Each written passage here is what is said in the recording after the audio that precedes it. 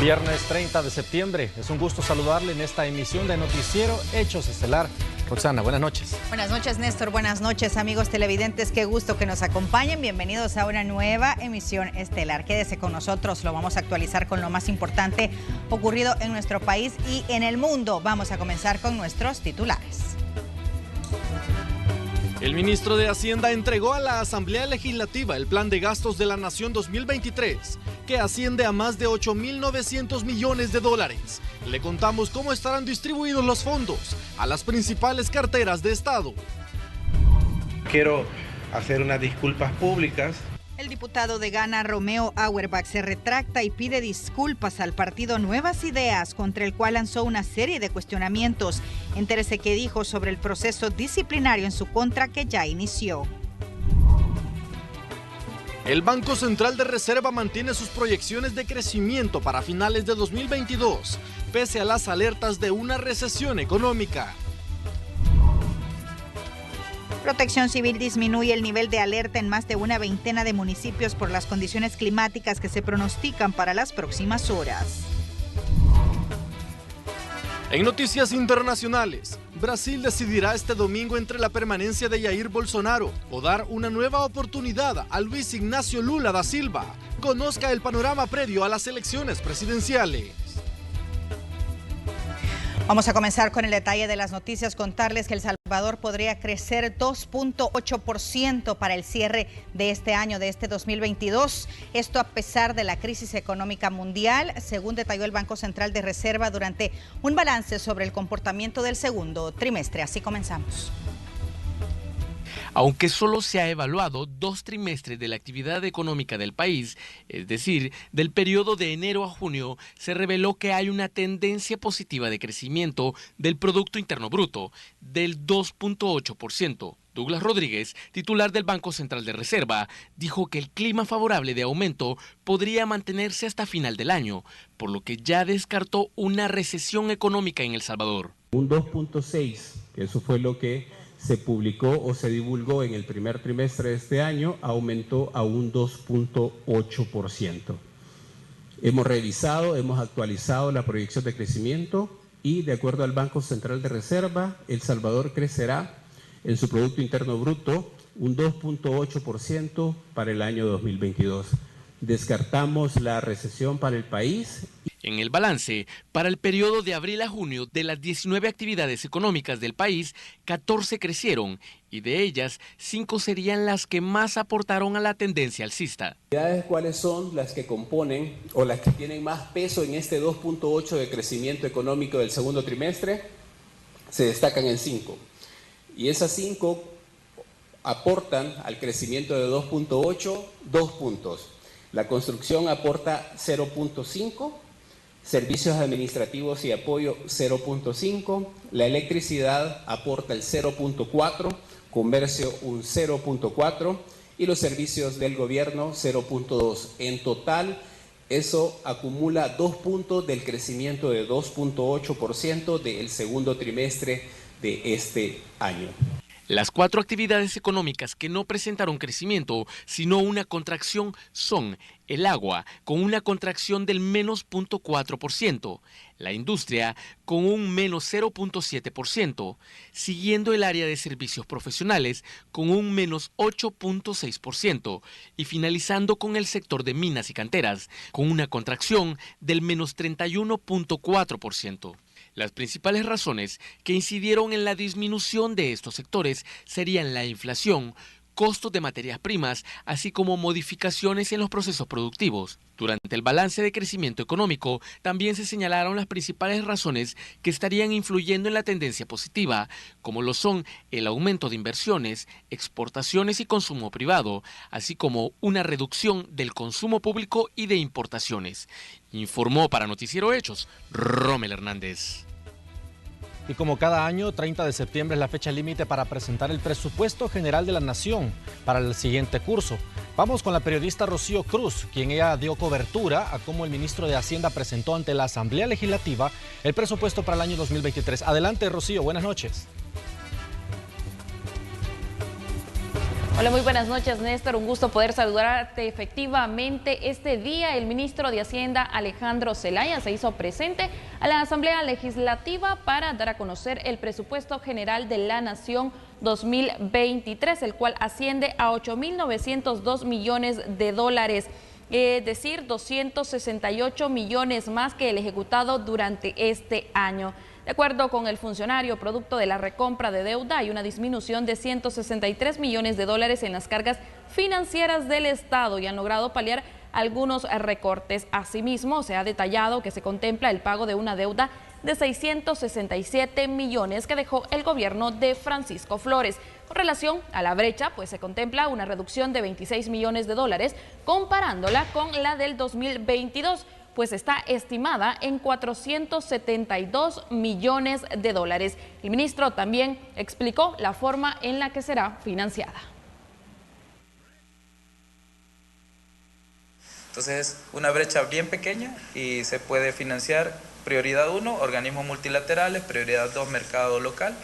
Prioridad 3, un bono de mediano largo plazo en el mercado regional, es decir, entre las bolsas centroamericanas o en la bolsa mexicana, que también vamos a hacer algún mecanismo de cooperación pronto, y con la bolsa de Seúl. Y última opción, pues mercado internacional de bonos, y antes de eso, pues los créditos institucionales con bancos de inversión, entiéndase Bank of America, Deutsche Bank o cualquier otro banco pues que ofrece este tipo de créditos. Contarles que el ministro solo detalló algunas de las asignaciones dentro de esta ley presupuestaria. Entre ellas están los fondos destinados para salud, educación y seguridad. Para ellos serán 3.471 millones de dólares. Para infraestructura, 679 millones, y para inversión pública serán 1.739 millones de dólares. En el proyecto de ley se incorporan 186 millones que están relacionados con la ley Crecer Juntos, política que impulsa el despacho de la primera dama, Gabriela de Bukele, y que es un eje transversal en todo el Estado. La inversión pública del presupuesto 2023 asciende a 1.739 millones, es decir, 45 millones adicionales a lo que habíamos programado también para este año. Hay que entender que hay algunas obras que ya se han estado construyendo y que su nivel de avance pues es bastante alto y que por tanto pues los montos empiezan a bajar.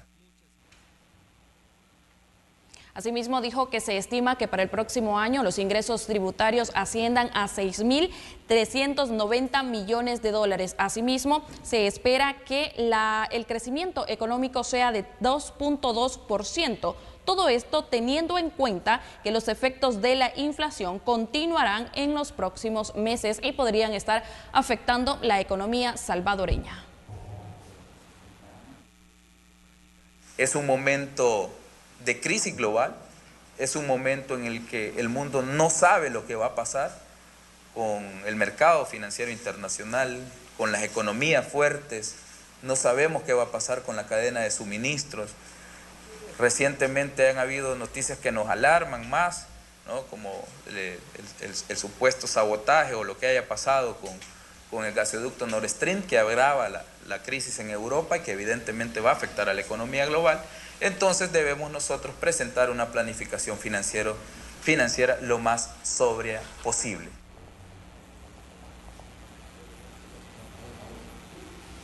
El presidente de la Asamblea Legislativa dijo que todas las carteras de Estado e instituciones que sean financiadas con este presupuesto serán citadas a la Comisión de Hacienda para que detallen cuáles serán las infraestructuras, los proyectos en los que ellos van a invertir los recursos que les sean asignados. Este día, como nueva Asamblea Legislativa, recibimos el proyecto de ley del presupuesto de Estado 2023. Lo recibimos en tiempo y en forma. Y vamos a iniciar el proceso de análisis. Va a ser un proceso de análisis ágil, serio y con detalle. Va a ser minucioso, como es nuestra obligación y nuestro deber hacer.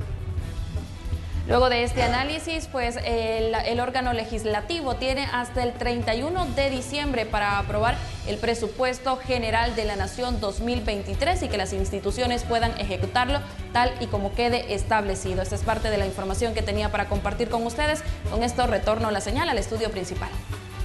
Perfecto, Rocío, gracias por la información. Ahora vamos a cambiar de tema. La Asociación General de Empleados Públicos y Municipales celebró hoy su 56 aniversario con una asamblea general en la que contaron con la participación del presidente de la Asamblea Legislativa, Ernesto Castro, quien les aseguró que la propuesta de reforma al sistema de pensiones se trabaja desde Casa Presidencial, pero que al llegar al Congreso será consultada con los diferentes sectores, incluyendo a esta gremial.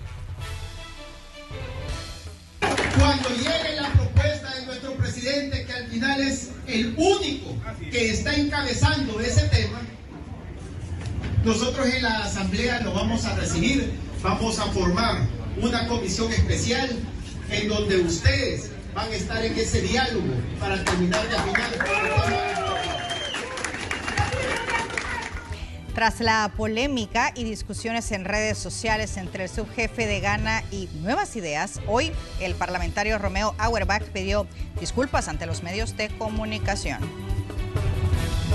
Quiero hacer unas disculpas públicas porque realmente la libertad de expresión no incluye dañar a compañeros, en este caso aliados, y que en realidad pues muchos de ellos yo los considero y creo que somos amigos. Estas son las disculpas que pidió el subjefe de la fracción parlamentaria de la Gran Alianza por la Unidad Nacional, Romeo Auerbach, tras cuestionar el retraso de Nuevas Ideas en la aprobación de proyectos como la reforma de pensiones.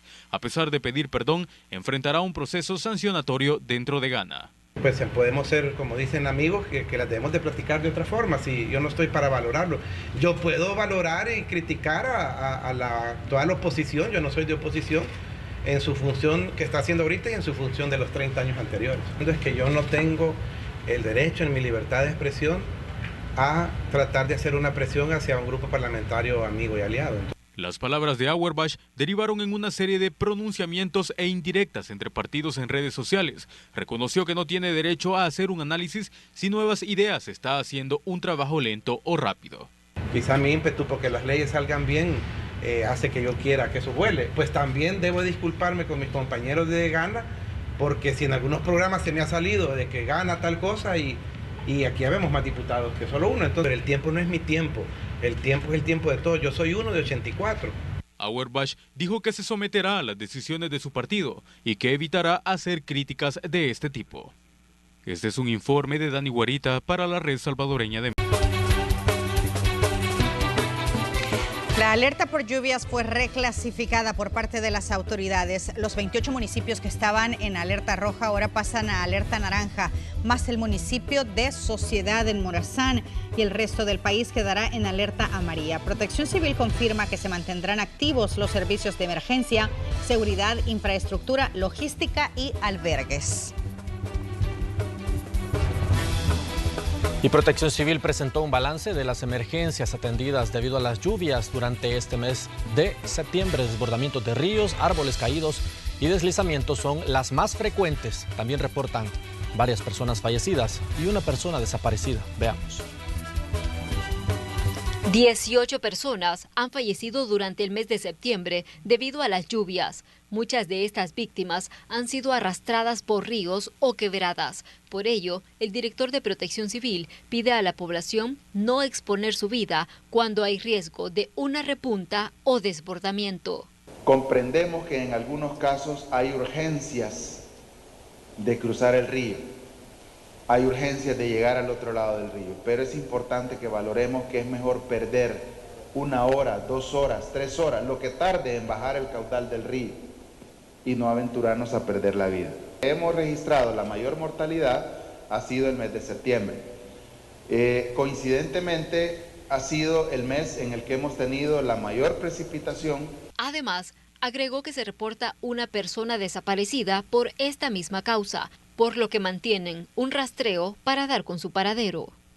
Lamentablemente tengo que comunicarles que hay un desaparecido.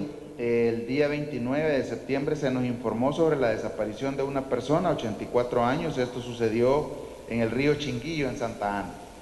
Y es que cruzar ríos o quebradas es una de las acciones más arriesgadas, sobre todo en la época invernal. Pero la falta de puentes peatonales o puntos de acceso es lo que obliga a las personas a cruzar en medio del peligro, por lo que el funcionario dijo que trabajan en un plan junto a otras instituciones del gobierno para que quienes residen en zonas vulnerables puedan tener lugares más seguros para trasladarse. Que estamos trabajando en función de eso, y no solamente en función de construir más pasarelas o más puentes, sino hacer un verdadero trabajo que permita reducir los riesgos en este país. En primer lugar, ¿cuáles son las prioridades? En segundo lugar, los costos, que desde ya les digo son costos bastante elevadísimos, pero ese es nuestro trabajo. Además, hizo un llamado a los salvadoreños para que se mantengan alerta ante las condiciones climáticas que afectan al país, para evacuar inmediatamente de ser necesario, sobre todo en las zonas propensas a inundaciones o derrumbes, ya que solo del 1 al 29 de septiembre se contabilizan 285 deslizamientos, 18 muros colapsados, 68 viviendas afectadas y 31 desbordamientos de ríos. Si en algún momento la lluvia persistiera y vemos signos característicos alrededor de nuestras viviendas, y me refiero a todos aquellos que tienen sus viviendas cerca de taludes, y empiezan a ver signos característicos como puede ser que la escorrentía aumente y cambie de color, que deje de pasar de un agua relativamente sucia a lodo, que los árboles tengan alguna inclinación, que empiece a caer tierra constantemente, llámenos y hay que evacuar. Dentro de las emergencias atendidas debido a las lluvias, también se reportan 159 árboles caídos, 263 vías obstruidas y 9 vehículos dañados. Con imágenes de Ricardo Tobar, un reporte de Iliana Leiva para la Red Salvadoreña de...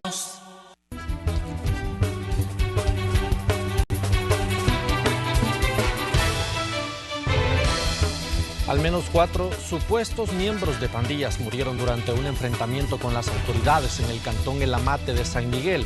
Y es que las autoridades aseguran que los delincuentes dispararon contra uno de los equipos tácticos que realizaban un operativo de intervención rápida en el lugar. Los elementos policiales resultaron ilesos. En la escena fue incautada una pistola.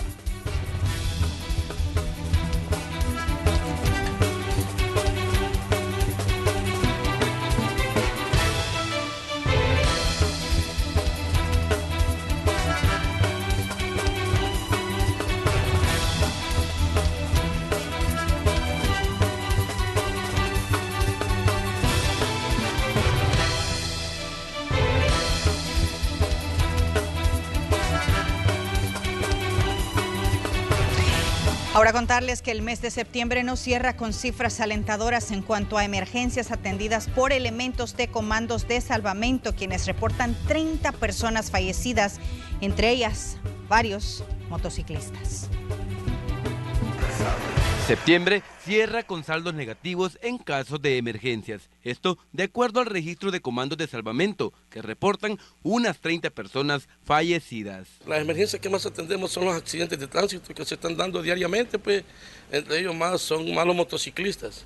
Son personas que diariamente, entre 15 a 20 accidentes a nivel nacional, pues personas que han fallecido, pues unas 25 o 30 personas en lo que va del mes de septiembre. Cifras que fueron brindadas en el marco de la celebración del 62 aniversario de la institución. ¡Comando de salvamento! ¡Yo respondo! Carlos Fuentes es uno de los voluntarios que recuerda uno de los hechos que más le ha marcado su vida: atender a su propio padre. La principal pues fue haber atendido a mi padre, ¿verdad? Tras recibir un impacto de bala en la cabeza. Igual pues cuando lo estábamos trasladando hacia el centro asistencial, lamentablemente pues falleció en mi brazo. Similar es el caso para Rafael, quien con 21 años de servicio recuerda que en una ocasión estuvo a punto de perder la vida en una cobertura. A la vez señala que las emergencias que más le ha gustado atender es los partos dentro de las ambulancias. Me motivó, me alegró, es que atendí 3 partos en la unidad. Y pues También han habido casos bastante relevantes, lo que es en Verapaz, el deslave que hubo, lo cual íbamos en un helicóptero y tuvo fallas, tuvo desperfectos mecánicos cuando íbamos sobrevolando y gracias a Dios pues salimos ilesos. A la fecha, Comandos de Salvamento cuenta con 1.500 elementos a nivel nacional y para su operatividad reciben $500.000 al año por parte del gobierno, con lo que deben dar mantenimiento a 54 vehículos ambulancia y 30 seccionales.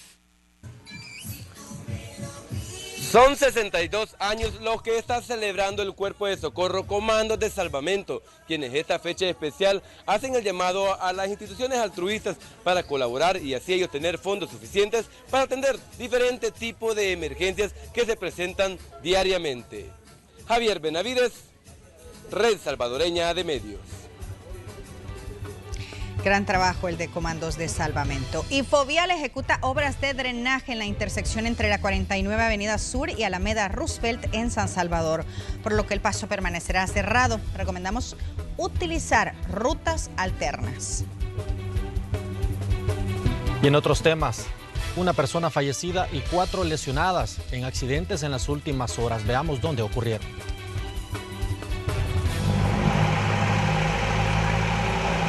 Una joven murió tras colisionar en su motocicleta contra un camión de desechos sólidos en la carretera a Comalapa, en las cercanías del Paso del Jaguar, donde posteriormente fue impactada por un vehículo que la lanzó hasta el otro carril, donde fue arrollada por otro automovilista. El paso en la zona se mantuvo bloqueado mientras las autoridades procesaban la escena y recopilaban información del hecho, ya que los involucrados en el siniestro vial se quedaron en el lugar.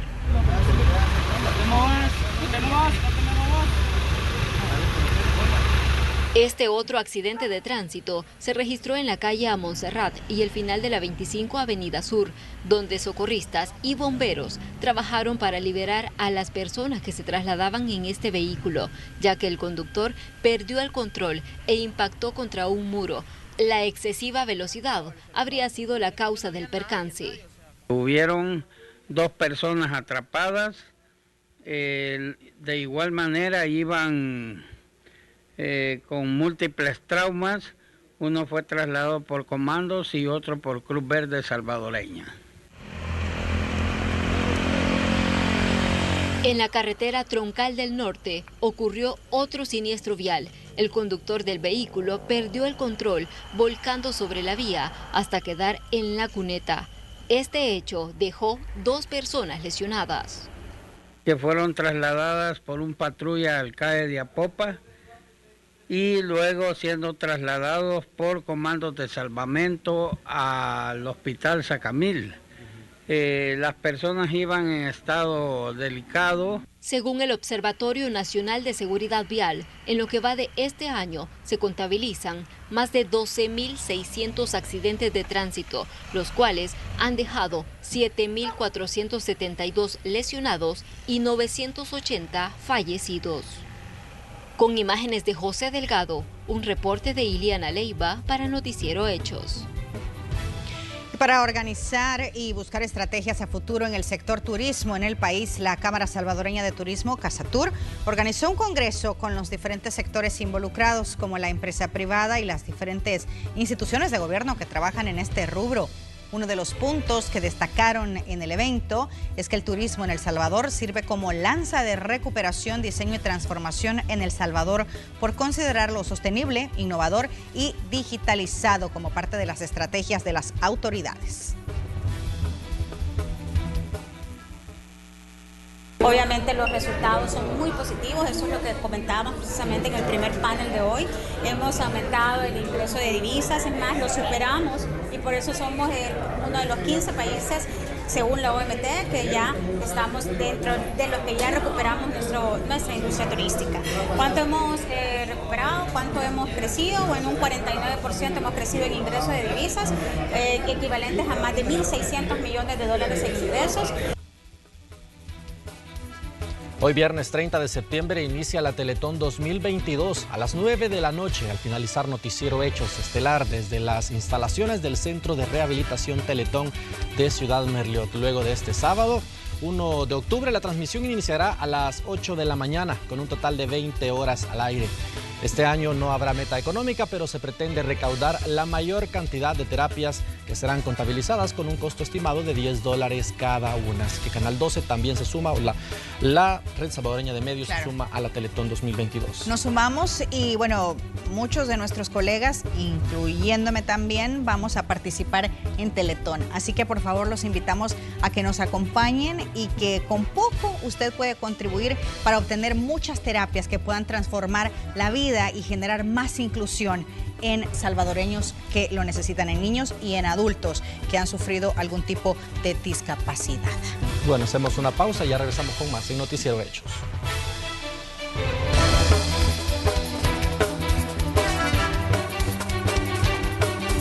Banca Mipe presenta. Después de fortalecerse en el Océano Atlántico, Ian tocó tierra este viernes como un huracán de categoría 1 en la ciudad costera de Georgetown, en Carolina del Sur, donde miles de personas están sin electricidad. Con trayectoria actual, hacia el norte, se prevé que Ian se debilite rápidamente en las próximas horas para convertirse en ciclón posttropical y disiparse sobre Carolina del Norte o Virginia. Esto ya el sábado por la tarde. Ian llegó a Carolina del Sur después de haber causado estragos en Florida, donde tocó tierra el pasado miércoles como un huracán categoría 4. Este viernes las autoridades de ese estado hicieron un primer balance de daños y hablaron de al menos 21 muertes, aunque reconocieron que todavía no hay cifras oficiales de decesos relacionados directamente con la tormenta. Luis Ignacio Lula da Silva y Jair Bolsonaro se medirán este domingo en la primera vuelta de las elecciones presidenciales en Brasil, en las que el izquierdista es favorito según los sondeos que el mandatario ultraderechista se empeña en desacreditar a 2 días de la disputa más polarizada en décadas, en la mayor economía de América Latina. El exmandatario Lula da Silva mantiene una ventaja de 14 puntos sobre el presidente ultraderechista y podría vencer en primera vuelta según la última encuesta. Mientras tanto, el ex capitán del ejército y exdiputado de 67 años, Bolsonaro, ha centrado su estrategia en la exaltación de las armas, los valores morales, Dios, patria, familia y los ataques a su adversario. Y el presidente Vladimir Putin oficializó este viernes la anexión de 4 regiones ucranianas por parte de Rusia. La acción desafía el derecho internacional y a Occidente, desde donde ya se han emitido duras sanciones. Las anexiones ocurren 3 días después de referendos convocados por Rusia, catalogados como una farsa por el gobierno ucraniano y sus aliados de Occidente.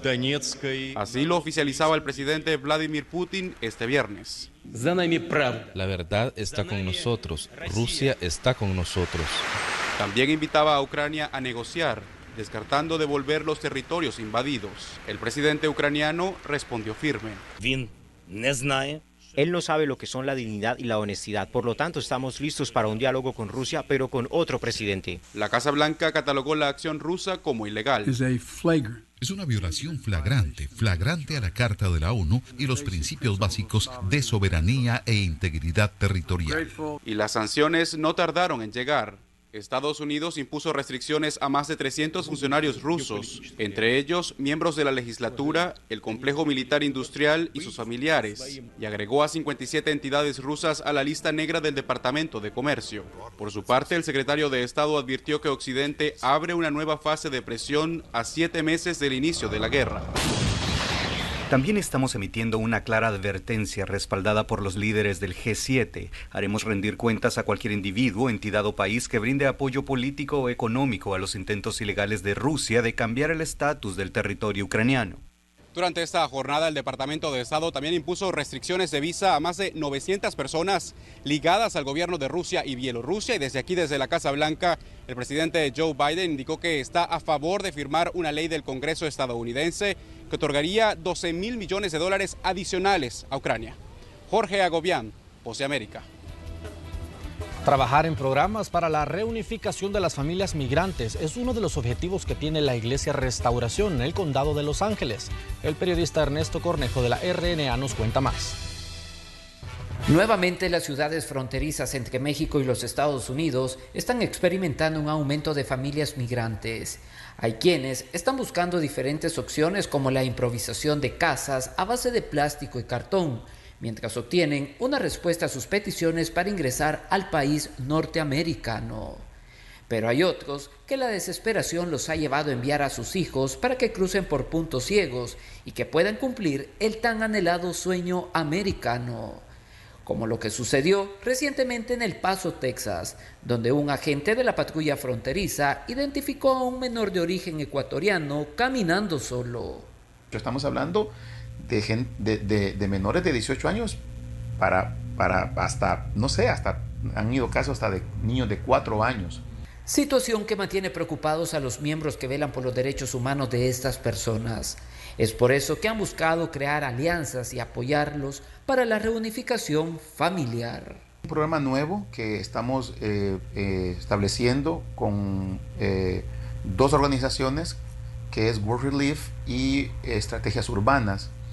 Y básicamente lo que ellos han querido es tratar de encontrar entidades religiosas que sirvamos como puentes para que el gobierno federal se los entregue a ellos, nosotros poder ser como una especie de puente para que estos menores puedan ser entregados a los familiares, quienes son los que han sido aceptados para que estos menores sean recibidos. Pero lo que nos gusta es que la iglesia sirve como un ente de confianza. El ministerio también ha buscado impulsar a las familias inmigrantes que han emprendido algún tipo de negocios y que por medio de esto están sacando su economía adelante. Creemos en que nuestra gente necesita no solo apoyo espiritual, necesita apoyo emocional, pero también apoyo financiero. Y a veces creemos de que la solución es darle dinero o darles cosas. Nosotros creemos de que hay momentos donde sí hay que hacer eso, pero nosotros creemos en darles espacios para que ellos puedan exponer y desarrollar sus talentos. Nosotros hemos comenzado un programa que se llama El Mercadito de West Los Ángeles, y en ese lugar lo que se hace es en las instalaciones, en las propiedades del campus de Restauración Los Ángeles, y pueden ellos poner sus espacios de ventas.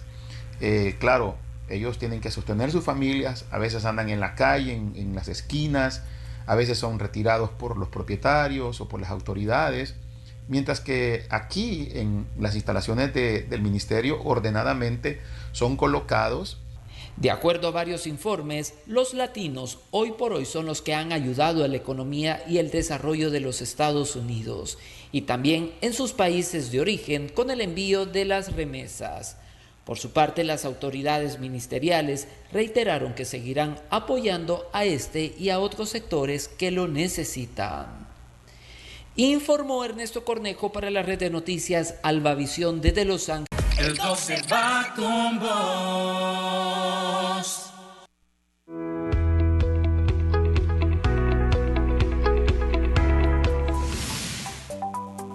Compañeros y amigos televidentes, bienvenidos a Acontecer Empresarial. Conozcamos de inmediato las noticias. Plan International El Salvador, junto al Mecanismo Coordinador de País de la Lucha contra el VIH, Tuberculosis y Malaria, MCP El Salvador, lanzan la campaña La vida sigue, el virus también. Esta iniciativa consiste en poder lanzar mensajes preventivos en relación a disminuir la pandemia por COVID-19. Dicha campaña se dirige a todas las poblaciones vulnerables como niñez, mujeres embarazadas, adultos mayores, personas con discapacidad y personas que viven con VIH. Esta iniciativa invita a la población salvadoreña a seguir el curso normal de la vida, pero teniendo presente esquemas de vacunación y protocolos de bioseguridad. Gracias por acompañarme en Acontecer Empresarial.